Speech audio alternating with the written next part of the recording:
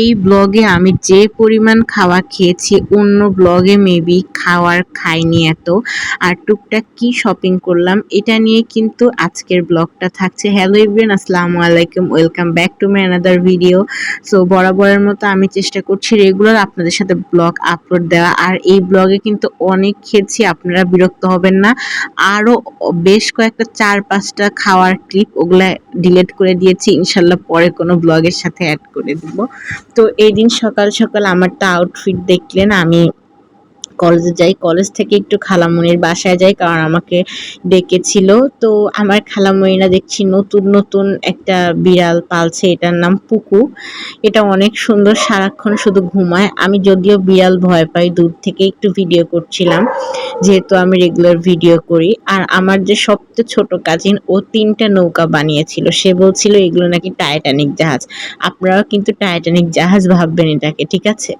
তারপর খালামণি যেহেতু অনেকদিন পর গিয়েছি, দুপুরে খাওয়া দাওয়া করার পর বিকালের দিকে আমাকে একটু সেমাই দিয়েছে, সাথে চানাচুর দিয়েছে। তো আমি মনে করলাম আচ্ছা সেমাই চানাচুর খেতে কেমন লাগে। অনেস্টলি অনেক বেশি মজা লাগে, আপনারা কিন্তু ট্রাই করে দেখবেন।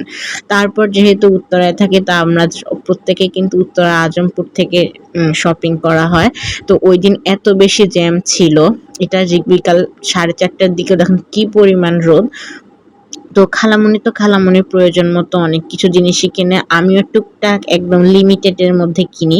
আমার একটা ফোন কভার লাগতো, দেন আমি একটা ফোন কভার কিনি। আর যেহেতু আমি পেজের কাজ করি, শুট করি, তো এর জন্য আমি একটা মোটা পার্লের জুয়েলারি কিনলাম। কারণ এখানে কেন জানি মনে হচ্ছে যে অনেক ছোট ছোট পার্ল, অ্যাকচুয়ালি না, এটা অনেক বেশি পার্ল। আর আমার ঈদের জুতা আপনাদেরকে দেখিয়ে দিলাম, এটা কিন্তু আমার ঈদের জুতা, বাট ঈদের ড্রেস আপনাদেরকে দেখাবো না, ভিডিও বা মেকআপ ভিডিও করলে তখনই দেখতে পারবেন।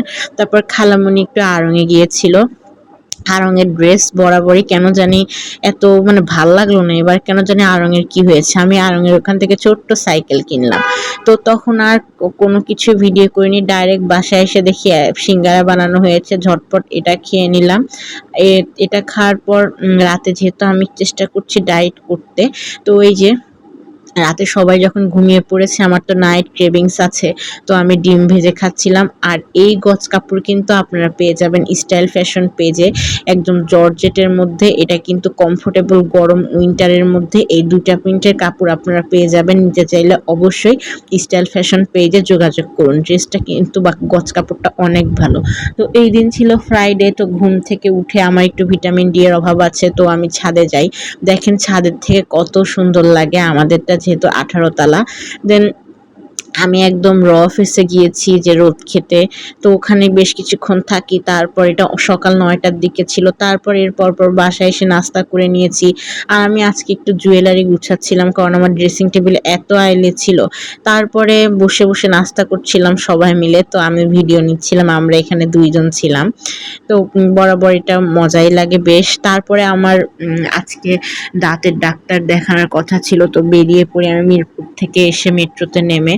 এটা খুবই আমার জন্য ভয়ঙ্কর জায়গা। আমার জানুয়ারি থেকে আমাকে যে আমার দাঁত কি পরিমাণ পেন দিচ্ছে, ব্যথা প্লাস মানে আসলে যাদের দাঁতের ব্যথা হয় তাদের বোঝা যায়। তো আমার ওই দিন রুট ক্যানেলটা পুরাপুরিভাবে সম্পূর্ণ হয়। তারপর যেহেতু আমাকে নরম টাইপের খাবার খেতে বলছে, ওই দিন অনেক রাত হয়ে গেছিল, ডাক্তার দেখিয়ে প্রায় 8:30 বেজে গিয়েছিল। ওই দিন আর আমি বাসায় ফিরি নাই, উত্তরায় থেকে যাই। তো আমাকে কি করে একদম নরম জাতীয় খাবার খেতে বলে। তো আমি এত অসুস্থ ছিলাম, খালামণি অনেক কিছু বানিয়ে দিয়েছিল। এটা মাঝরাতের দিকে আমাকে কাজিন বলতেছে আপু তোমাকে নরম নুডলস বানিয়ে দিই।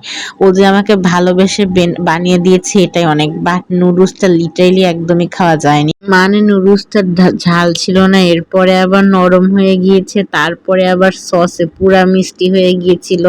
তো যেহেতু বোন ভালোবেসে বানিয়েছে, আমি খেয়েছি, দেখতেই পাচ্ছেন। এর পরের দিন যেহেতু শনিবার ছিল, ক্লাস করে বাসায় চলে এসেছি। আল্লাহ